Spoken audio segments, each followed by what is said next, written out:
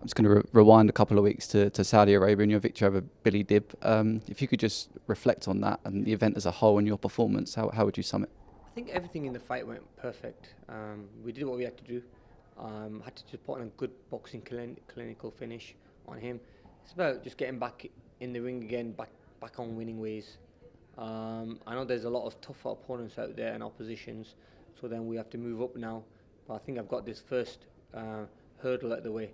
Getting the win against him has got me back on winning ways again, and hopefully now we can go for the big guys and the tougher guys. Obviously, the Manny Pacquiao fight is one that's been talked about quite a lot recently. Is that something you're obviously interested in? There's rumours that contracts were signed. Manny Pacquiao's team has responded to that, saying that they haven't. Can you give us an update on the latest? Yes, so I was told by my team that there was contracts being signed, and obviously that's the reason I mentioned it in a press conference. Otherwise, I would never have said that. You know, end of the day, me and Manny are friends. I don't want to in any way disrespect him because that friendship's always going to be there.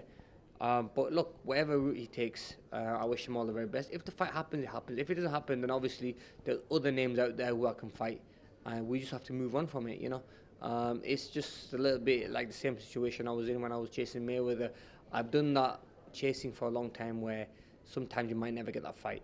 So I'm just going to take my time now and just see what's out there for me and take every fight step at a time. You mentioned Floyd Mayweather. That's another fight that's been talked about. Pacquiao Mayweather 2. Yeah. Do you think that would be?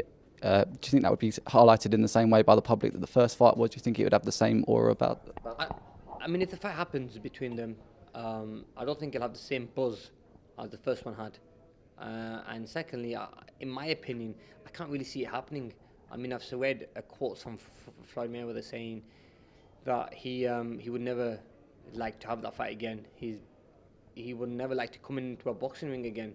He's kind of made his mind up that he wants to walk away from boxing. So, you know, and boxing is one of them sports that once you've made your mind up, I think it's best to then walk away from it, because I'm sure he doesn't want to, you know, spoil his record. He has an amazing record. He's had a great career. So, and walk away on top. And just going back to yourself, obviously, you know, back to winning ways now, vitally important. Do you still have the same buzz and the same feel to compete at the top level, compete for world titles? Definitely, you know, the buzz is always going to be there. It's always going to be fighting, no matter who you're fighting. I think every fight is always exciting when I fight, no matter where it is, being Saudi Arabia, being England, being America. So I've had a great career. I'm enjoying it. I'm enjoying every bit of it. And look, there's some big fights out there still left for me. I'm just going to see how it all goes and see how it all plans out, really. I'm not going to be chasing anything. I'm just enjoying the sport while it's my last chapter of my career now I've given it. So let's see how it all works out. Moving back to England, of course, Dillian Whyte on Saturday night, a ferocious victory over Oscar Rivas. A fantastic card at the O2. Did you watch it, and what did you make of Dillian Whyte's performance? Dylan boxed really well. He had a great performance. Definitely, I did tweet after the fight that he deserves his WBC shot. He's been fighting on that with the WBC for a very long time, and I think he definitely deserves it now. Proved it many times, and he has come on a lot since the loss against Joshua. I think he's come on a lot and he's a good fighter.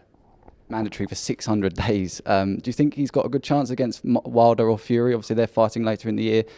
Whyte then fights the winner for the WBC title. I think in the heavyweight division, it's always that one punch away. You're always at one punch away from being knocked out, really. So I think with Dylan, he has that power, he has that strength, and he's got that experience as well.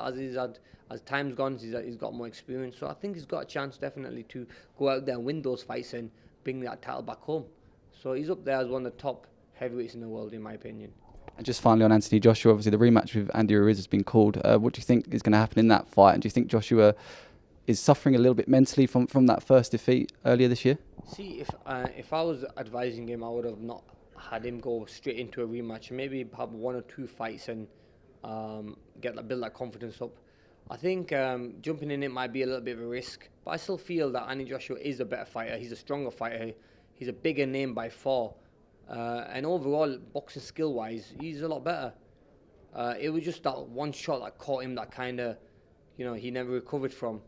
And I think it was early in the fight.